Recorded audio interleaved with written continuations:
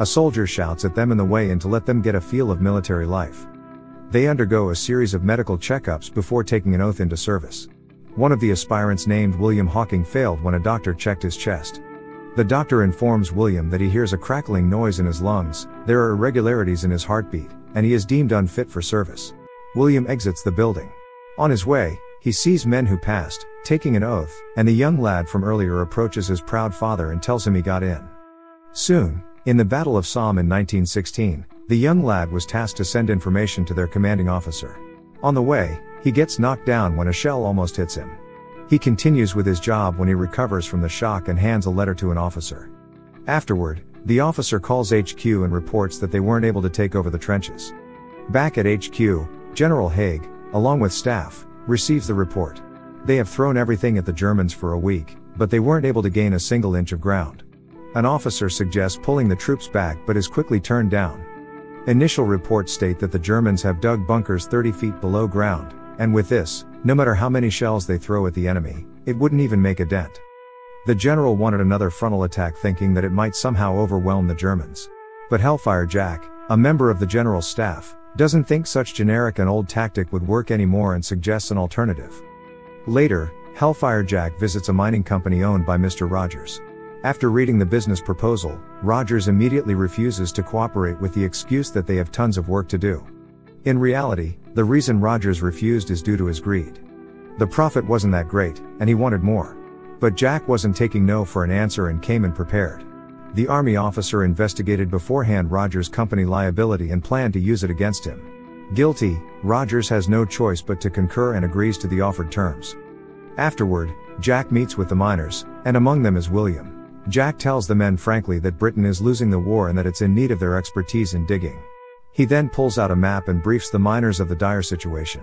Since they can't bomb them from above, the plan is for them to train a squad to dig from their side of the trench to no man's land, then below the enemy bunkers where they'll blow them to kingdom come. The main reason Jack wants their expertise is that the ground is made of clay. But the miners argue that if Jack wanted his explosions, they have to be the ones to do the digging. Jack immediately fills in General Haig about his plan. After hearing what he has to say, the general is repulsed by the idea that the whole war effort is in the hands of uneducated and untrained civilians. Colonel Fielding, who's been actively hostile towards Jack, sides with the general in that the only way to win is by sacrificing thousands of lives in a frontal charge. Jack argues that they have to innovate to win the war, and to convince Haig, Jack offers to be stripped of his rank should the mission fail in exchange for a green signal on the digging operation for 4 months. After seeing Jack's resolve, the general gave him 2 months. At Hawking's residence, Jane, William's wife, doesn't want her husband to go. But the man has always looked forward to helping in the war. William convinces his wife, and before he leaves, he comforts his son. Soon after, the miners board the train and are deployed on the front lines. As soon as they arrive, a young captain shows them around the muddy trenches and guides them to the place where they'll dig. Jack meets up with them and shows William their target. Meanwhile, Charlie, the youngest of the miners, couldn't hold his poop and ran towards the improvised loo. He hesitated at first, but with not much option, he did the deed. Later, Colonel Fielding arrives to check on the clay kickers, and as usual, he was very hostile and kept on looking down on the diggers. Time is of the essence, and the men start working right away. George, Charlie's older brother and a member of Williams's crew of diggers, hands out candles and does his usual prayer ritual before heading in the subterrane. A month or two pass by, and they do their usual digging, reinforcing the walls and planning. During his free time, William writes to his wife about their situation in the digging clay, how the other soldiers view them as cowards and how they advance from below the earth. Shorty, one of the clay kickers, complains how hard the biscuit is. Charlie shows Shorty how to consume the dog biscuit. Their conversation is cut short when a plank starts breaking. Luckily, they manage to move out of harm's way. Finally, William reports that they've dug directly beneath their target location and requests Jack if they can check the coordinates by sending men. Before the scheduled detonation, Shorty and Charlie prepare the charges and hand them over to William and George, who are waiting below. On the way back, Williams hears a cry for help. A soldier manning the trench tells him it's one of their lads that was tasked to check the coordinates, stuck in a fence and injured. With the ongoing mortar fire to guise the bombs they've planted below the machine gun outpost, William climbs out to no man's land. When the time came, Jack ordered Harold, William's right-hand man, to detonate the bomb, and it exploded right on the spot. A complete success, and the digging crew celebrates. At the same time, William takes the opportunity and hurries the injured soldier. He then carries him on his back, and the men cheer him on. The German notices the commotion and tries to shoot at William, but the brave digger makes it back safely, saving the soldier in the process. After William's daring exploit, Colonel Fielding bitterly delivers the congratulatory message from HQ to Jack, who plans to expand their mining efforts. But this time, without the miners' help since they already got the know-how. Jack scolds William because of his recklessness and for not following orders, then sends them home. Far from the trenches and after hours of waiting for the train, Harold finally spoke up. He tells William that they've been working together for 2 decades, and they both knew that their job wasn't finished. Without their crew, those tunnels would fail. With that in mind, Harold leaves for the trenches, which William intends to follow, but the younger three hesitate. Especially Charlie since he's got a girl back home, but, in the end, they travel back together to the front lines. Months later, as the crew is back to digging, the work is rather slow because they were constantly listening out for their German counterparts using stethoscopes. Jane goes out of their house to hang dry some clothes. When she noticed a man in uniform approaching, she knew that it could only mean one thing, but to her relief, the soldier made a mistake. He wasn't there for her but instead her neighbor Mrs. Brown. Back at the front lines, Jack informs William that an all-out attack will commence in 3 months, and by then, the tunnels should be ready.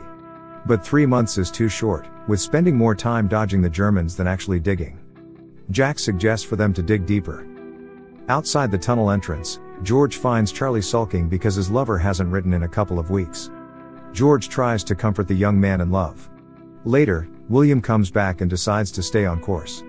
Shorty gestures the crew to stop digging and stay where they are after hearing noises. Then William signals for them to move out just in time when the tunnel collapses.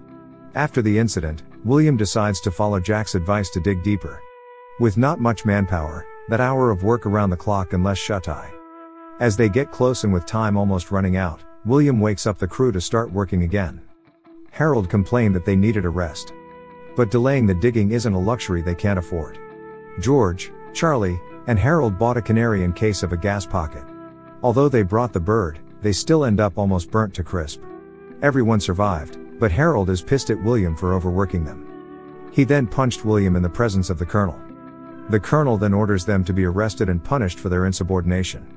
The field sergeant leads them to the back of the lines and is tied up in a barn overnight. Early the next morning, the sergeant goes back to William, loosens the rope a bit, and gives him smoke like a small favor for saving a man. Later, the two are released from punishment and are led to a field where their commander, Jack, teaches the whole crew how to play cricket. A little get-together and relaxation before the final push. While playing, a letter for Charlie arrives. After reading its contents, Charlie hastily goes back to the trenches. His older brother George notices that the younger bro went missing and goes after him.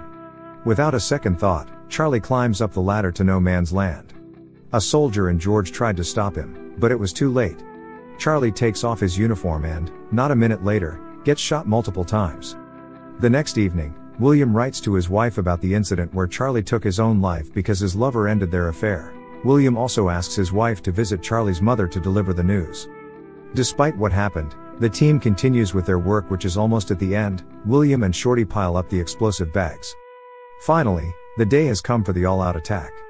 Before they go down for an oxygen test, they have to improvise with using rats instead of canaries. Since the army ran out of the beloved birds, with 3 hours left, William, George, and Harry prime the explosives while Shorty is on the lookout. After a while, the crew does a final check when George accidentally discovers a tunnel on the other side. Just when they thought the coast was clear, a couple of Germans went out from their side of the tunnel and started to attack William and the others. Due to shock, George froze. Shorty put out a good fight and was lucky when the German's pistol didn't fire. Shorty then rescued William from almost choking and drowning. In retaliation, William grabs his pistol and fires at the enemy, but the German mole ignites a grenade causing the tunnel to collapse. Harold and Shorty pull their senior to safety, and by the time he wakes up, the others have lost hope. Despite the difficult situation, William encourages the others to dig through the German side of the tunnel and make a way through the explosive chamber. With time almost running out, the team gets to work and digs through the German tunnel to get to the chamber as planned. They manage to reach their target and finish with the wiring connections. Meanwhile, George was tasked this time to keep an eye out. A German then spots George and runs to warn his fellow Germans. George catches up and kills the enemy using a rock. Back at the chamber, William orders Harold to plunge the detonator at exactly 6:30 no matter what before they leave. Later, George arrives and tells William that he killed a German. William comforts the young lad and assures him that he isn't going to hell for protecting themselves. He then instructs him to go outside while he stays behind to finish the wires. Shorty and Harold connect the wire to the detonator as soon as reaching the entrance of the tunnels. George, on the hand, is navigating his way out while William still works on the wires. The English soldiers in the trenches prepare their bayonets for the planned all-out attack. Then the Germans discover the chamber. William tries to stop them but gets shot. It's exactly 6:30, and Harold hesitates for a second but then remembers William's order that it had to be activated no matter what when the time comes. Knowing that he won't make it, William starts praying. Then, Harold discharges the bomb, setting off the largest explosion during the course of the war.